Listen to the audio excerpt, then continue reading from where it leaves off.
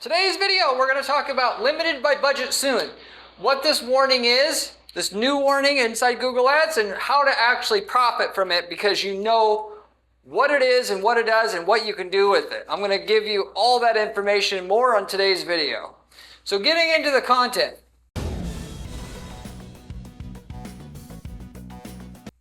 This is a warning that you see pop up on your campaigns menu under the status, campaign status. When you are generally been running your campaigns through and with Google for years already, basically 1 year or more, and Google's algorithm has a good read on your account and like what it spends by season, by month, by week. With that said, what basically happens is Google's going to notice the trends in not only your account, but also the market trends. Because if let's say you're targeting the keyword red shoes. Well, red shoes, the search traffic normally is going to go up 20% in November and December as the Christmas buying season starts.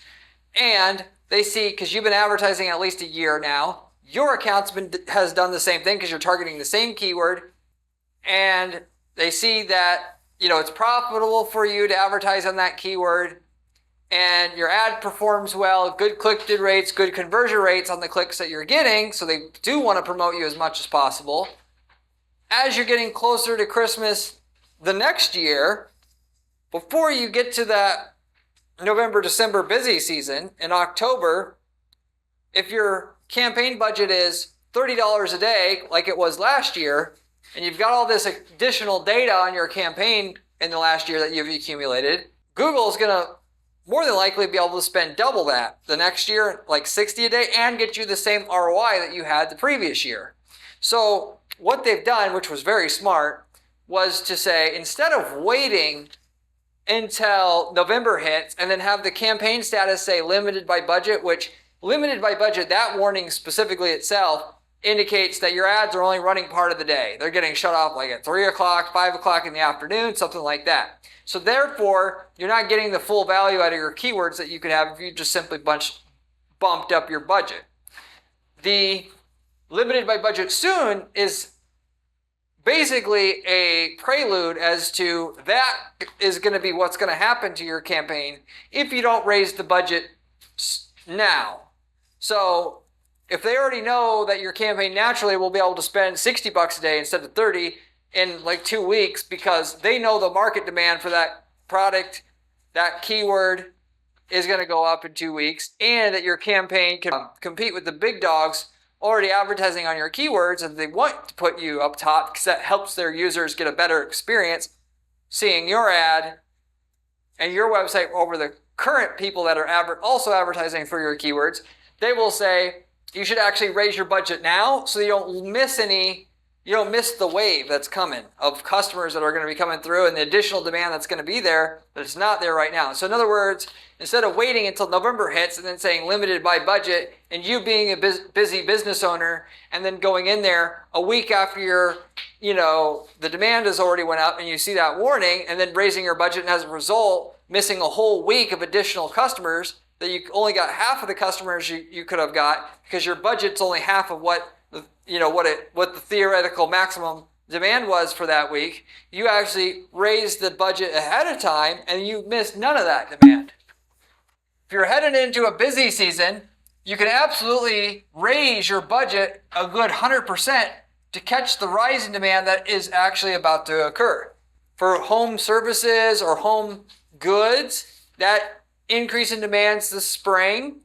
For different businesses, for traditional e-commerce, consumer goods, it's, leading up to Christmas. For some goods, it's leading into Mother's Day, Valentine's Day. Different businesses have different high seasons and low seasons. For business to business, your high season's spring and fall, not the summer, not over Christmas. And things are going to fluctuate out throughout the year. And if you don't know yet what it is, you should certainly plug into a spreadsheet your sales by month going back 3 years so you can see the normal trends that occur and know what your budget should be for each month. Because what I always do with the client at our advertising agency is basically force the client to actually do just what I said. We'll put your sales in by month going back 3 years. Then we'll put in the ad spend next to the sales for each of those months.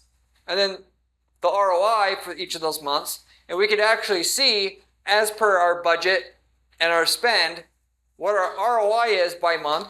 And what you could ultimately devise from all this is, here's the months where the ROI is the best.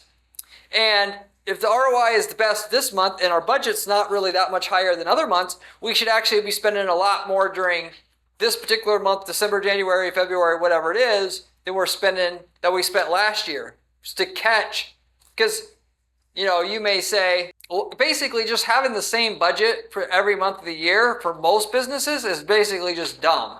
Because there's certain months where the getting is going to be where the getting is good, and you want to get all you can during those months, and you want to back off the spend in months where the ROI is not nearly as great. And there's a lot of times in at least a third of the different clients' businesses we have, we'll spend at least double during the months where it's easier to get an ROI than other times where it isn't as easy to get an ROI. And what I like to do, and I tell the client this, if you want me to get you, let's say, make you the most money, that is, make at least $3 million this year, I want you to give me a yearly budget, what you could spend overall, and I'll make a forecast for January, February, March, April, May, all that, and then put down at a certain amount that we should be spending per month with a sales target for each month. And then that way we're not missing any demand, and the ROI is going to be the best it can be for the total year, because we're doubling, tripling down in the months where it's easier to get an ROI than other months. That's a much better course of action to invest into your Google Ads account than just simply trying to keep your budget flat for the whole year. You're not going to make nearly as much profit, total profit, as you could doing things the way that I'm saying, understanding where the budget should be increased and where it shouldn't, and do it by month like I mentioned, because by month your ROI potential will fluctuate a lot. So, and it'll fluctuate enough to where if you actually have this warning, limited by budget soon, you should double the daily budget on those campaigns. Because if you only do it 20-30%, saying, well, I'll increase it and let's see, you're probably going to go from limited by budget soon to limited by budget.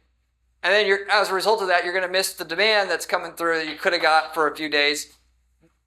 But, while you're busy and not having time to actually see that warning pop up for your account next. You can either program in a decrease in budget after the season is over. So let's say March, April, May is your good months, and then June the demand starts dropping out. And more importantly, the conversion rate on the traffic you're getting through your ads goes down in June than what you normally get for the 3 months preceding it. So you normally want to back down your budget. You can actually set up an automated rule in Google Ads to automatically decrease the budget June 1st, and then a little bit more June 7th, and then a little bit more June 21st, because the demand starts going down.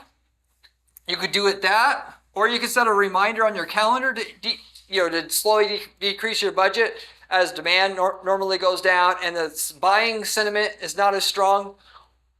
Or if you're using smart bidding and the demand normally slopes down slowly like that, you can actually just let the smart bidding take care of it, because smart bidding does exactly what it's supposed to do. It's going to try to get you the ROI that you want, or the target cost per lead or conversion that you want. And so as the non-hot buying season passes, the algorithm that runs the ads for you is going to see that the ROI is not the same, and it'll start to spend less and less and less. So you don't have to make a budget decrease or increase. If it says limited by budget soon, you should double the budget and have smart bidding. If you have at least 30 conversions, you should be switching to smart bidding anyway. And then it'll run the increased budget for as long as it can get you the ROI. And then when it can't, it'll just slowly start decreasing the budget on its own. With that scenario that I gave you there, you're going to get the theoretical maximum profit potential you can from the busy season without, screwing up and then throwing away part of the money that you made once the busy season is over. That is specifically what I would recommend to you in terms of managing that budget when the busy season isn't there anymore. But even more than that, you should do so like, if you want to do things truly right, you should do the 3-quarter sales analysis or 3-year sales analysis by month to understand what your budget should be by month. And you, literally speaking, should have a January budget, February budget, March budget, all the way through the year, and sales targets to go along with it. And then all you should be doing is every month you should be seeing if your sales matched your target. And if it is, the budget for the next month, whatever you had there, is just, you're on the right track. Just that's what you're going to spend for the next month, and the next month, and you're checking in once a month to make sure you're on course for the year, and that's it. Which, by the way, that seems obvious, I'm sure, to you, a lot of you guys watching this, but I kid you not. I don't know how many. I run an advertising agency, and one of the biggest things that happens at our agency is they'll have a busy season. Let's say March, April, May. June hits. The demand starts going down because all the buyers are condensed in those 3 months there. And as a result of that, it's all the people that would buy it was condensed in those 3 months. That means there's less buyers in June, July, August, because that's just the time they like to buy, and they're not buying so much in June, July, August. And June hits, and the client will say, Corey, what's wrong with our sales? What's wrong with our ads? And I try explaining to them, your busy season for B2B is in, assuming they're a B2B business, is in March, April, May. And then it falls off during the summer because people start going on vacation. And your sales during the summer is going to be half of what they are going to be March, April, May. And they may reluctantly, I guess, believe what I'm saying. And then a few weeks go by, and then they'll repeat the same question. Corey, where's our sales? They expect, when the sales are peaking during the busy season, they expect, and that's the new standard. I'm a genius, and that's the way it should be from now on. And that's not how things work. The demand is going to generally, most businesses fluctuate throughout the year. You got to expect certain months are going to be shit, certain months are going to be amazing. When you hit an amazing month, that doesn't mean your next month is automatically going to get better, because their business owners are like bipolar. They think when times are good, things are always going to be good, and when things are shit, they're always going to be shit. And if you had shit sales, and I say the next month we got to be spending more, and they say, oh, well, the sales are good, not good. You got to be able to get more results before I'm willing to spend more. When reality is, the sales are always shit this particular month. The next month are always usually considerably better. And if you wait until the sales are good to increase your budget, well, you just missed part of the demand again. So you got to be, a good marketer is unemotional about their decisions and their investment they're making into what they're doing. They look at what things cost to get the good results. They don't have a gut visceral reaction to something being expensive as to either do it or not do it. They quantify what the potential return is from their investment, and they do it based upon that, not based upon size of something cost or how it makes them feel or what they want ultimately or expect. I hear all the time, I should be getting X. Nobody gives a shit about your feelings and what you expect. The consumer the consumer wants what they want. Either you deliver it to them, or Google is going to have somebody else that gives it to them. And if you want it to be affordable to give what you have to them, you got to be able to outcompete the other people that are advertising on your same keywords by click-through rate and by conversion rate, because Google will reward you if you do that to encourage you to stick around, and if you don't, they want you out of the way. Google doesn't care about your feelings. They just want to make money for their shareholders, and they make more money for their shareholders by constantly looking for people that can provide a better experience for their users, because users who get a good experience from the ad space come back to click on ads in the future and use Google in the future. And you're either going to help them with that mission, or you're going to get the hell out of the way and move the hell on. And that's just the extent of it. Which, by the way, it's very easy to have a better click-through rate and a conversion rate than all your competition. I don't care if you're competing against Fortune 500 companies, because they're even more dumb about what they're doing and even lazier about what they're doing. They can afford to hire the best person. They're not. They're going to hire. There's going to be the kickback city on who they hire, and therefore they're going to get the true best person. You just have to understand what consumers want and give it to them. It's really that simple. And I tell you all day long on these videos on how to exactly do that. Yes, it's really, really time consuming to do it right and give users what they really want, not what you want to give them, but it's very straightforward stuff. Users want an ad that matches what they type in. Users want a landing page that matches what the ad offers. Key stuff that those two things right there, 90% of people don't even want to do. You just do it, the consumer will reward you, Google will reward you.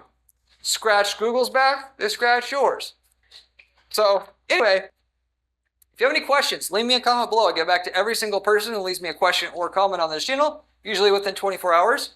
If you have any marketing related question, feel free to leave me a question in the comment section, and I'll try to use my 15 years of ad management experience and marketing experience to try to answer your question and put you on the right track with what you're doing, just as a thank you for watching and helping the channel grow. Beyond that, if you haven't subscribed to this channel yet, you need to do that already. If you're serious about making money running ads for your business, as the information I'm offering you here is coming from somebody who spends 40 hours a week managing and testing ads for 50 plus different ad accounts to find out what works the best. Most of the information you're going to see online is from people that manage an ad or two and are trying to pretend like they're ad experts, and they aren't. And therefore the information is garbage. And if you're going to pay, you want to make millions of dollars running ads for your business, you need to subscribe to this channel and learn from somebody who's actually doing it. And therefore you should subscribe, and you should subscribe now already. Also, you can find my blog with even better information about how to actually run ads that make money every time. You can find my blog at guaranteedppc.com/blog. The blog has specific strategies that are proven to work time and time again, with step-by-step instructions, with the screenshots, everything you need to execute these strategies. If you like the channel, I promise you're going to like the blog even more. If you are looking for somebody that can just do all the heavy lifting on these strategies that are labor intensive but work damn well, this is exactly what we do for clients at our firm. And we're the only agency out there that doesn't charge the client anything until we can get them a certain minimum increase in profitability up front on their ads. So no firm out there, other firm out there does anything like that in terms of a guarantee or contingency offer. We do. Catches is we got to know, we got to like you, and we got to know we can get great results with your stuff to agree to take you on as a client. But if you want to see if we can work together, reach out to me at my firm at guaranteedppc.com. I'd be happy to give you a free assessment and see if it's possible to work together, and then give you an estimate of what kind of results we can get for you. If you want to be able to manage your own ads, but if we've worked in your niche market before, you do yourself a huge favor just to get the ad templates that we've developed for your niche market already. That is, if we work for somebody in a different geographic area than you, or targeting a different geographic area, you can use the ads that we've already built for your market, the ads, the landing pages, all of it, and just copy and paste all of it into your own ad accounts. Get the same results we're getting without none of the work, time, and effort that it took to figure out what exactly works the best in your market. These templates work so good, we got people starting whole other side businesses using them, because it doesn't get any easier than having a template to sell a known item that we know sells at a certain rate and a certain ROI, and you just got to be able to source the product and you can sell it. Sell it in a different country that our client is in or operating in, and it's, you can basically have a turnkey business doing that. Or, starting to sell leads. We got people selling leads right and left using these templates because you can generate leads at a very cheap cost using our templates. If you're interested in any of those other opportunities, you can also reach out to me at my firm at guaranteedppc.com. I'll wrap everything up with that. Thank you for watching, and I'll see you on the next one.